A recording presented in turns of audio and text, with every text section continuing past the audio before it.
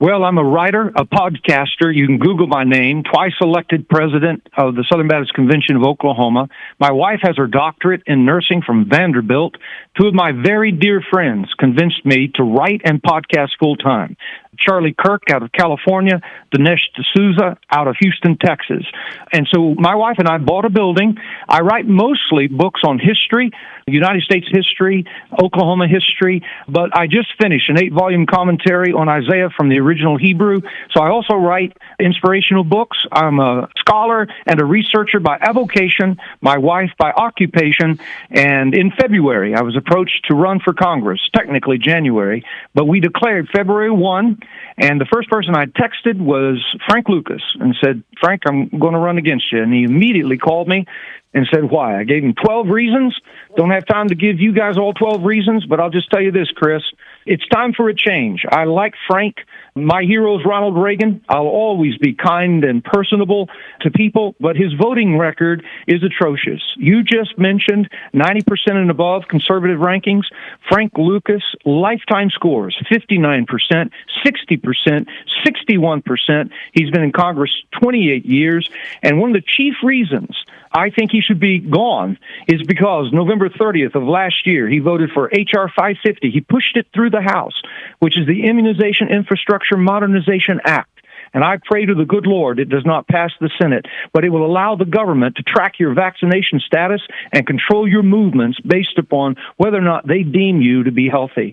I'll just tell you this, I'm running because I'm a fighter. And Winston Churchill says, I love a man who smiles and fights at the same time. When I get to D.C., I will keep the federal government out of your business, out of your bank account, out of your backyard, and out of your body. And I promise you, the names you mentioned, I will be right there with them fighting for Oklahoma. Tell us about others. You say there are 12 reasons that you shared with incumbent Congressman Frank Lucas. Give us 3 or 4 of the other big ones of why you decided to challenge him and why you think it's time for a change.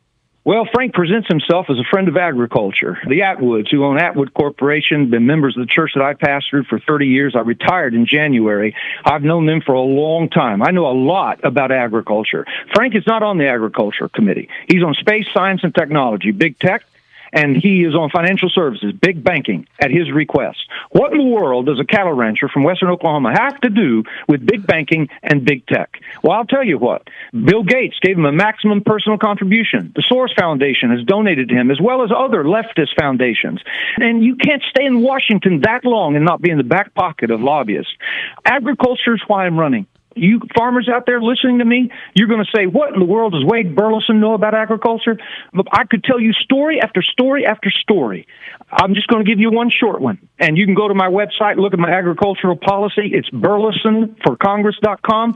But Biden took the waters of the United States in February in a mandate. He took them. You think you own your waters? No, Biden took them. I'll go to Congress and I will stand up and shout from the rooftops and go on television and say, America, you cannot let the executive of the United States take your private waters. That's encroachment. I don't even have to go to Scripture or to Christianity to uphold the Constitution. Our founding fathers used the word creator and the laws of nature. And people ask me all the time, what are those? I'm a constitutionalist, right on the Constitution. I'll tell you what they are. You can be a Jew and not believe in Jesus. You can be a Muslim and not believe in God. You can believe in Allah, your God, and not the Christian God. But you've got to believe in a creator to be a constitutionalist, and the laws of nature. People say, I don't know what the laws of nature are. Go out on a farm and take a look around. I'm going to be blunt here. Do you see 2 steers copulating for a calf? No. Of course you don't. No.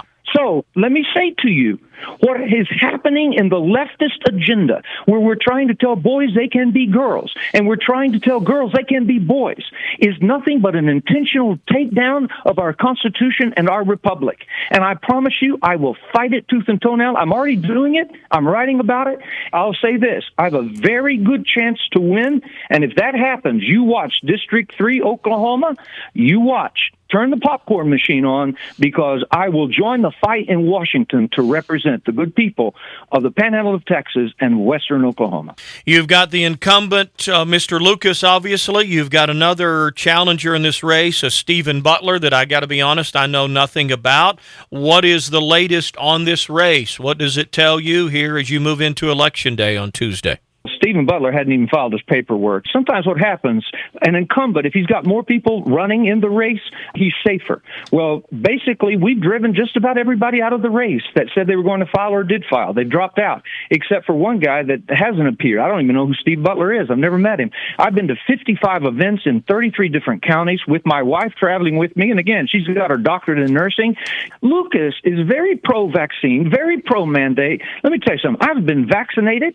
I've got disease recovery immunity. Neither has my wife been vaccinated because she's recovered and her immunity is broad-based. We understand vaccinology, we understand medicine, and we understand medical autonomy. We hung doctors in Germany at the Nuremberg trials for injecting things in the bodies of Jews without their permission. Why in the fat do we think it's normal in the United States for the government to demand you to get a shot for something that you can recover from? Now, I'm not against vaccines. Those who are compromised, get the vaccine. Make that choice. What I'm against is a mandate, and I've spoken out against it, front page New York Times. So I would say to you, here's the way it looks in the race.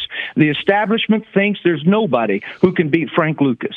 The establishment thinks that he's there for 28 years. He's going to be head of space science and technology when we come back in January. Let me tell you something. They may wake up and they may be surprised. And I'll look up Ronnie Jackson when I get there. And the first trip that I will make is to Florida. And I will walk into those prisons where people are being held without due process. And I will tell them, you have not been forgotten.